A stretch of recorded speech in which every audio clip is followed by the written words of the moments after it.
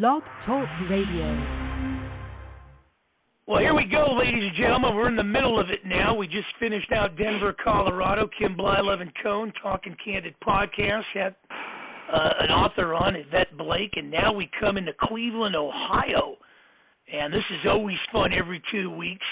It's the American Sports History Podcast, hosted by my good friend, a brother, a mentor, Peter Ray. Yours truly, Mark Mancini, producing it. 347-205-9631.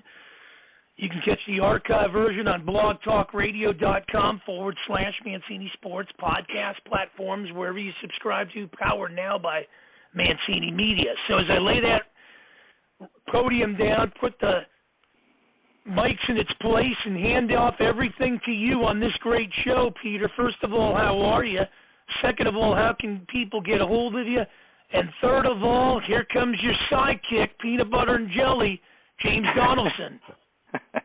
Hi, Mark. I'm doing well. I have a YouTube channel. It's the name is my name, Peter J. Ray, REA. We make history videos, and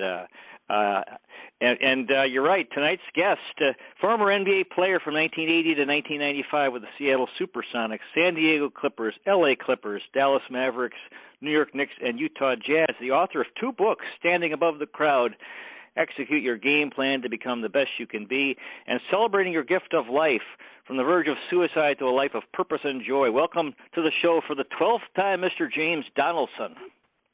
Hey there, Peter, and listening audience. How's everybody doing out there today?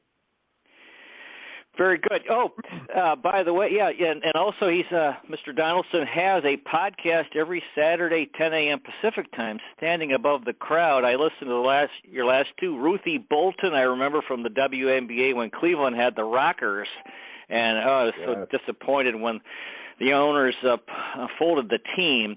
But I remember her playing, and I just listened to the Bill North show. The Oakland A's from 72-3-4, my favorite team of all time.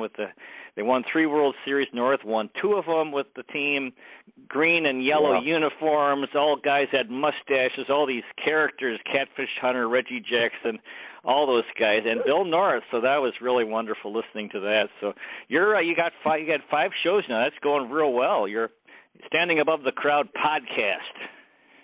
Yeah, it's going very well, and I'm really enjoying it as well. You know, I've done some spot fill-ins from time to time here and there over the years.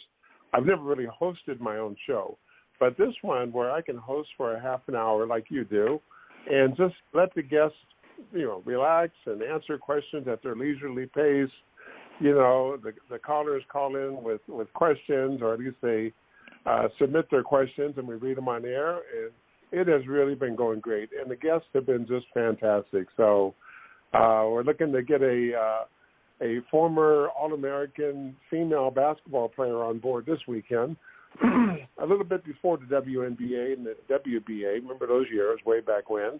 But, she holds all the records up here at Seattle University, and a Hall of Famer and all the rest of that. So we'll have her on this weekend, it looks like. Now, continuing with your book, Celebrating Your Gift of Life, we're up to Chapter 9. I'd like to read some of that. The title of the chapter is Find a Reason to Keep Living. During my basketball career, I had to go up against the great Michael Jordan of the Chicago Bulls when he was in his prime. I consider him one of the greatest basketball players of all time. Michael has related that during his childhood, he wasn't that good at basketball. Sometimes he would be left off the team because he wasn't good enough. When he was cut from his junior high basketball team, he set his mind to showing all those who doubted him that he was indeed good enough to play. That was the beginning of his great basketball career. During Michael's professional career, the doubters came out of the woodwork again, questioning whether he would ever become a team player instead of a great all-around individual player. He took that criticism as motivation as well. Even though he remained one of the best individual NBA players at the time, before long he became the team leader and was helping his teammates succeed, resulting in the team becoming championship contenders. But that wasn't enough. The doubters came out again, wondering if Michael Jordan and the Bulls could defeat first the Boston Celtics and then the Detroit Bad Boys, the Pistons. Those teams had been the Bulls' nemesis for 3 or 4 years before Jordan could finally get past them to start the Bulls' championships runs. Michael used the doubters and rivals to motivate himself, becoming one of the best NBA players of all time, not just as an individual, but as a 6-time NBA world champion and 6-time World Championship Finals MVP. Michael found that he could turn a negative, all those folks who doubted him, into a positive, showing everyone around him they were wrong. He showed it through his exemplary play on the court, not by running his mouth. You know, and that is so right on point. I remember Michael when he was trying to break through with the Celtics, through the Celtics and through the Pistons. The Pistons really roughed him up. They were a big physical team. They had the Jordan rules where he was not going to be dunking on anybody. And those big boys, those big bad boys with the Pistons used to really take it to him. But he finally, I mean, just sheer will and great talent and the drive to win and succeed finally broke through. And that was just a remarkable thing to see. And then he took the Bulls to 6 championships in 8 years. He took 2 years off for baseball, but he had a rotating cast of characters, with the exception of Scottie Pippen and Phil Jackson. But, you know, Bill Cartwright, Bill Winnington, Horace Grant, Craig Hodges, Steve Kerr. The list goes on and on of his teammates that all contributed in their individual ways to make that team so great. That was the dynasty team of the 90s, and it was so great to be part of all that. Yeah, that's one of the great stories. I think millions of kids and people all over the world who played basketball. I mean, I used to tell kids when I was coaching kids in the Philippines about, you know, him being cut. It was very, you know, such an inspiring story. Michael Jordan got cut from his team, junior high team, and so it just shows, you know, that fighting spirit.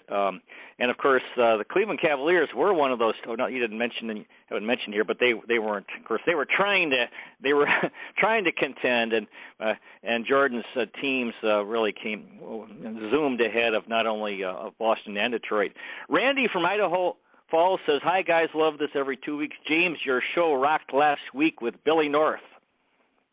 Thank you. Thanks, Randy. Yeah, we're trying to bring great guests on. Everybody's just been exemplary so far.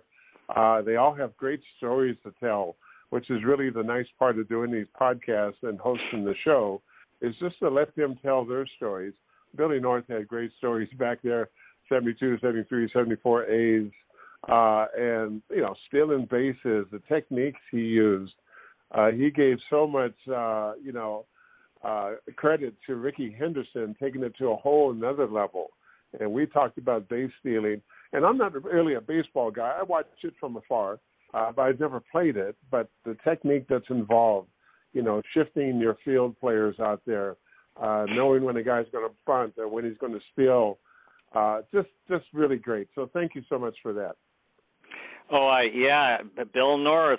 That name. Oh boy, I got to listen to this, and because I remember him very well as being a part of an incredible team in the early '70s. Eddie from Winnipeg, Manitoba, in Canada. Hey guys, I think Ja Morant, the Memphis Grizzlies, is the next Michael Jordan. Any thoughts? He apparently played well last night. Well, you know, we see a lot of great players come and not last as long as a Michael Jordan did. I look at my career, and so many great individual guys came in 1 or 2 years. They're tearing up the league. They're on the verge of being all-stars, household names. And then either, you know, the system they're playing in changes, or they get traded to another team, or they're no longer that featured player. So it's really the longevity. If you can string together 6, 7, 8, 10 years of excellence, of a body of work, that really tells the true greatness of the players. And so, but we all marvel at these young kids, especially that come in and they can do so many great things that, you know, we can only dream of, even those NBA guys only dream of. But to sustain it for a decade or two, like the great ones, Michael and Kareem and so many others, that is the true point of excellence. Arnie from Edison, New Jersey, big Philadelphia Sixers fan here. Move over Cleveland, Peter Ray. No team in Seattle, James Donaldson. Give me Moses Malone, the brotherly bunch in the days. Yeah, you know, and Peter, you and I and Mark were talking a little bit offline beforehand. the super teams that over the past years, we were talking about the Lakers, how they tried to put all those players together. But then, a decade or so ago when they had Shaq and Kobe and Karl Malone and Gary Payton, and they still didn't win. The Sixers had a team like that with Dr. J and Moses Malone, Maurice Cheeks. We thought they'd string together 3 or 4 championships in a row. They won one. But, a lot of teams have tried that over the years.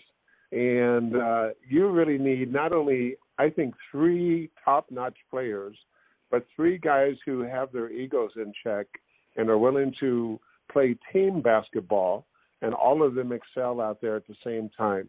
It's a tough chemistry mix because guys are being guys, and little petty jealousies pop up. Who's shooting the most, who's scoring the most, those kind of things. If you can keep those guys and keep that stuff in check, you've got a team in the making of a great dynasty. Denise from San Francisco says, keep it rockin', fellas. We all have stories, and you guys are a beaming light every 2 weeks. Many thanks, Denise. Thank you so much, Denise. Thank you. Yeah, thanks. Gary from Sausalito, California. Any thoughts on the MLB strike, baseball strike? Well, Billy North talked about this a little bit last week, and, this goes on every now and then in all the professional sports leagues where the owners are, doing what owners do. They want a bigger percentage of the pie. They want to be stingy with how much they give out to the players. This one has to do a little bit of a tax issues as well. So I hope, and I always have hope, as long as the 2 parties are continuing to have talks and meetings, something gets done in those talks and conversations that we're not quite aware of. Even if you're just building a little bridge and mending some little divides here and there, you keep pushing it forward. I hope they can get back on track and not lose any of the Major League Baseball season coming up. But you got to get the guys in the spring training so you avoid a lot of those injuries, get them playing as a team, practicing, and get back out there in the field. Hopefully the owners can see a win-win for everybody, and the players can do likewise. Yeah, it seems like the owners have the big advantage because, they can sell the team and they always make more money, and the players, the clock's ticking on their careers, and they don't have the money to, all of a sudden no money's coming in. So anyway, we'll see what happens. Eric from Austin, Texas, tell the guy in Philadelphia to put down the peace pipe. James is right, team chemistry. Dallas had Roy Tarpley, Brad Davis, Jimmy Jackson, Jason Kidd, and could not win. The girls are better in Dallas than Philly anyway. Well, and she's taking me back to my days with Dallas. We had a superstar all-star team, Mark Aguirre, Rolando Blackman, Derek Harper, Roy Tarpley, Sam Perkins, Douglas Shrimp, myself. We had a team that was built to win and win and win, but we could never, ever get past those Showtime Lakers, who had a team that was built to win, just a little bit better than we were. Now back to your book, continuing with your book. When I was down and out in my darkest days of depression, anxiety, and suicidal ideations, I similarly had a couple of moments I used as a catalyst to keep moving forward. One was the unfortunate situation of Tyler Hilinski, an up-and-coming Washington State University star quarterback who was slated to become the starting quarterback the following year. In January 2018, Tyler took his own life by shooting himself on campus. Immediately, the newspapers and social media sites were flooded with people who knew Tyler, trying to tell the story of his life and how wonderful he was. That shook me to my inner core. I told myself, I just don't want anybody out there telling the story of my life. I want to tell my story. That was one of my main motivations to get out of my deepest, darkest place. I don't know why Tyler's situation became such a catalyst for me. Maybe it was because he was a student athlete, walking the very same campus I had 40 years before. When the reports mentioned some of the buildings and apartment complexes on campus, I knew exactly where they were. I have been back to that campus many times and still have a close affiliation with WSU, so I think in that regard I closely identify with Tyler. It was a very unfortunate incident, but I was able to use it to finally get myself up and moving toward finding my way out. Yes, yes. And I was really hoping that my alma mater, WSU, Washington State University, would take the lead on this issue of mental health with student athletes. They just didn't do it, and they wouldn't do it. I know they were, underneath all kind of legal guidance of what they could say, what they could do, but I was really hoping after the clouds cleared up that WSU would be out there on a national front and just really pushing this whole issue and better support of mental health for our student athletes. But you're right. This really shook me to my core because I didn't know Tyler. I got to know his parents afterwards, and they are still to this day grief-stricken, trying to figure out exactly what happened and why. They've started up a wonderful foundation, the Helensky Hope, and it's all about trying to get the word out there to student athletes, especially on campuses all around the country, on how to better help our student athletes with mental health issues.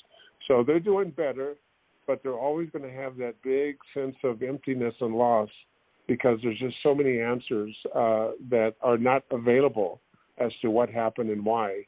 But I keep them in prayer, and they seem to be doing much better now, 3 or 4 years later. I like this idea of, telling the story and who tells the story, because I know in my case there are people who would tell my story, and I don't think I would like that, the story that they would tell. And and as a historian, I know that there are, people in history that have been really maligned, or you realize, this is not, they were, they really disparage people, and you think, well, what's the truth? And there's a lot of dishonesty. So it's like, if we stay alive, then we can keep living and do stuff, and people can see for themselves what we're doing. And it is terrible when young people die because you think, they just didn't have much time to do very much, and what could they have done? It's very sad. And Peter, it's a classic case of where the pen is mightier than the sword. So whoever writes history is really what the narrative becomes. And so I'm glad I stuck around. I'm glad I put my book together. I'm glad I'm out there speaking and talking, telling my story, instead of everybody else trying to guess and make assumptions on what possibly could have happened to James and why did he do what he did. So not a day goes by, I don't think. Thank the Lord and say, hey, I'm still here. Now I realize why I'm here. I've got a regained purpose, a sense of purpose. Matter of fact, even today I was on the phone with a young fellow from Salt Lake City, mid-30s, former basketball player, high school and college, superstar guy, really, really struggling with life and trying to figure out what's next and struggling with substance abuse and alcohol. And he's checking into a treatment center tomorrow, or he may have to stay there for 4 or 5 months, pretty much cut off from the outside world, just to get himself back on track again. And I keep encouraging him, hey, these are the things you have to do in order to be healthy. And if you're not healthy, it's impossible to help others around you. So he's taken those first steps, and that's a great thing for him. Chris from Alpharetta, Georgia, wants to talk about his Atlanta Hawks, who have been the doormat for years. Bright spots, Dominique, Spud Webb, Doc Rivers, Lou Hudson, most overrated John Konchak. Still must be on the books all these years. Yes. Well, they had a couple of good runs in the playoffs, and they kept on coming up against Larry Bird and the Celtics. Larry would show them all, who's the man out there. He would even show Dominique, and Dominique would have to give him his credit due. I don't know why the Hawks just never really could get past. I think they made it to the conference finals one year, but why they could never get past the second round of the playoffs and really be a standout team. They had great athletic players. When I played against them, and even for several years after then, Lenny Wilkins was coaching down there for quite a few years, had some really good teams, but they just could never quite get over that hump. Similar to us out in the Western Conference with the Mavericks and the Lakers, the same thing with the Hawks and the Celtics. Russ from Mesa, Arizona. James, watched you for years. The game has changed. Are they trying to phase out the big man? Seems like no defense and shoot from the parking lot. Hard game to watch. Yeah, I agree. I really agree. I hope the big man never gets phased out. We're still the guys that get out there and block shots and rebound, clog up the middle. But the game has changed dramatically. I really seriously doubt if I could play in today's game. Matter of fact, I'm the answer. I don't know if you know this, Peter. I'm the answer to a long-standing trivia question. Who played the most amount of games, the most seasons, without ever attempting a three-point shot? That's me. Did you practice the three? Did you ever practice it? It was horrible. Oh, the guys would just crack up laughing and looking at me in practice, trying to shoot from 3-point. There was no way I could even get it to the rim. I just didn't have the mechanics to do it. So I'm 0 for 0 on 3-point shots, and I played the most amount of games, most years, most minutes without ever attempting a single one. In practice, how long did you ever try shooting threes for in practice? Well, we goof around out there after practice or before, and I always played with a lot of great 3-point shooters. I mean, I played with Dale Ellis down in Dallas for a couple of years before he went to Seattle and really made a name for himself. But guys like Dale Ellis, Derek Harper, Rolando, they could shoot that three without any problem at all. But me, I just hoisted up there, and it was an awkward, ugly-looking shot. So I never and the guys used to try to get me to try to take one towards the end of my career. They say, "Oh, okay, James, stand out there. We'll kick it out to you. Shoot it up."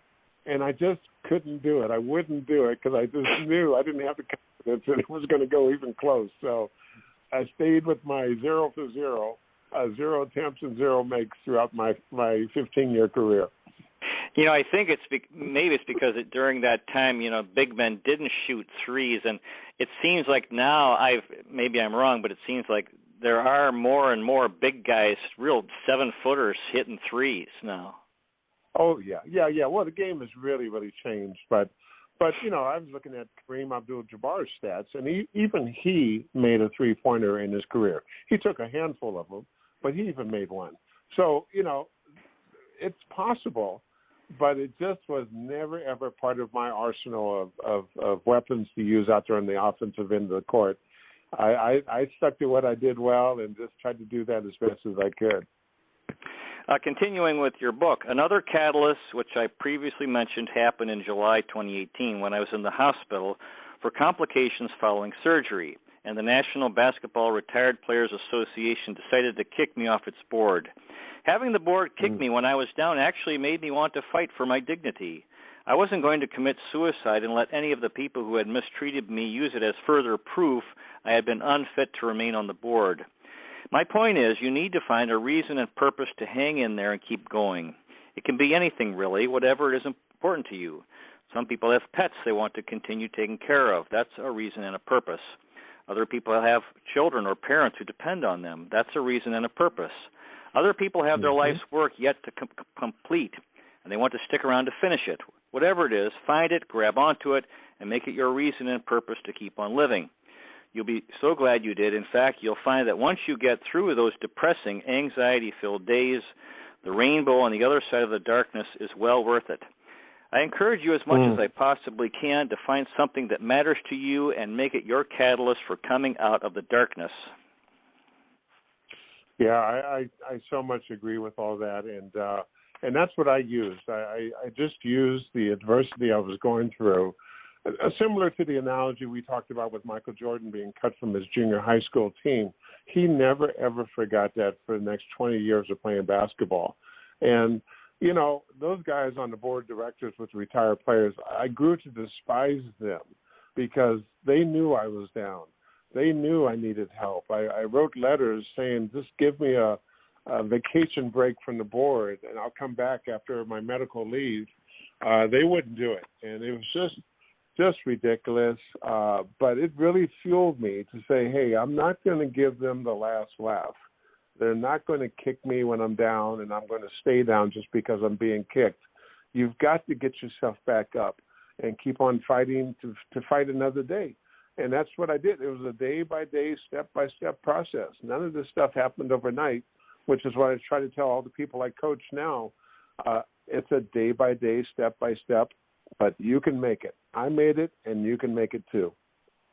Dale from Newark, New Jersey, listening live on 95, was wondering why it's hard for great college coaches to coach in the NBA. Jerry Tarkanian, Rick Pitino, John Calipari, the smart guy, the dude at Duke. I think he's talking about Coach K. He wants no part of it. Yeah. Well, I think a big reason is in college you have pretty much absolute control over your team, over the program, over your players. The players are young guys. They're 17, 18, 19 years old. They're basically kids. You get to the pro level, and now you're no longer the big fish. You are part of the team. You're a head coach maybe, but virtually all your players are making more money than you are. So it gives them a little bit more control. They're all grown men with their own sense of ego and ideas of how they want to do things. I've always thought coaching is more of a personnel management type thing than it is about X's and O's.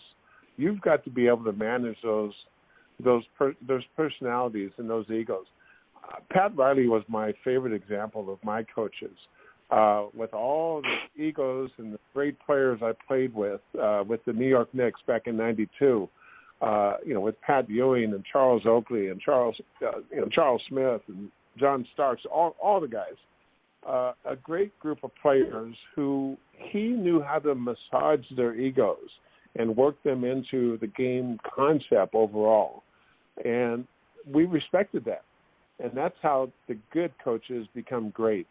But not a lot of college coaches have that expertise of being able to take it to the next level and manage a group of men who are going to be difficult at times, and they don't have complete control like they do in college, where they can take your scholarship away or they can sit you on the bench, and there's a lot of other young, hungry players ready to go. That's not the case in the professional ranks. Yeah, it seems interesting. You see the teams, they'll hire a strict coach, and then they'll go to the easy. It seems like they go back and forth between the strict and then the easygoing. And it's human relations. And I guess you do need to maybe as a coach lose your temper once in a while, but not all the time, and at least not, especially nowadays. But so to me, it's a fascinating concept of leadership, basically, and human relations, in reference to coaching. And I was going over my old Dallas Maverick history a little bit today. I was scanning a bunch of documents and photos into my computer. And we went from a real strict disciplinarian, Dick Motta, to a much more easygoing John McLeod, okay? And that was the beginning of the unraveling of the Dallas Mavericks. Yeah, we made it to the Western Conference Finals with John McLeod. That was kind of on the tail end of Dick Motta's team he put together. McLeod took us to the Western Conference Finals, and then everything fell apart. We thought we'd be back knocking on the door year after year, but one thing after another, Mark Aguirre, Roy Tarpley, problems with this and that on and off the court. We were never able to get back on track again, and before you know it, that door slammed shut on us. So that's the difference, and those two coaches were as different as day and night, Dick Motta and John McLeod. So does that mean that you favor more of a strict coach for your own personal preference? Yeah, my own personal preference, yes. I mean, that's the way my high school coach was. George Raveling at Washington State was that way. And then, Pat Riley, Dick Motta, Jerry Sloan, those were strict disciplinarian type coaches. And those are the coaches I thrived under because I'm self-disciplined and self-motivated.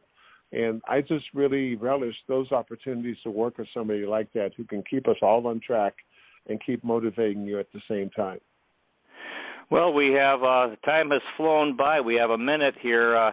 Do you want to talk about what you've been doing recently, Mr. James Donaldson?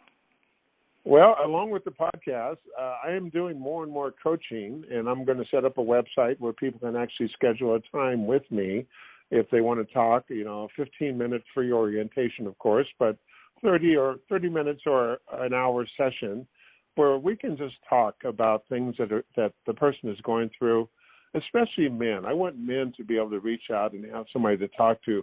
This young man in Salt Lake City, he has nobody to talk to. He has no family. He has no friends. He has no loved ones in his life, and he's just really down and out and feeling despaired. But men need somebody to talk to, and I've been that kind of guy who's been through what you're going through, and I fully understand and can talk with you and work with you and advise you in the directions you might need to go, to take the steps you need to take. So that's the work I'm getting into more and more. And don't forget, my book, Celebrating Your Gift of Life, is available at celebratingyourgiftoflife.com, where I will personally autograph it for you and send it out your way. So check out the book. It's a great resource for everybody. Well, it's been wonderful having you on the show again, Mr. James Donaldson, former NBA player from 1980 to 1995. And he'll be back in 2 weeks from tonight on March 15th. Next week we have Sam McDowell back for the third time, former Cleveland Indians and San Francisco Giants, New York Yankees, Pittsburgh Pirates pitcher in 1961 to 1975. Dear listener, may the road rise to meet you. May the wind be at your back. May the sun shine warm upon your face and rains fall soft upon your fields. And until we meet again, may God hold you in the palm of his hand. Good night, everybody. Thanks again, Mr. James Donaldson. Good night, everyone. Good night. Good night.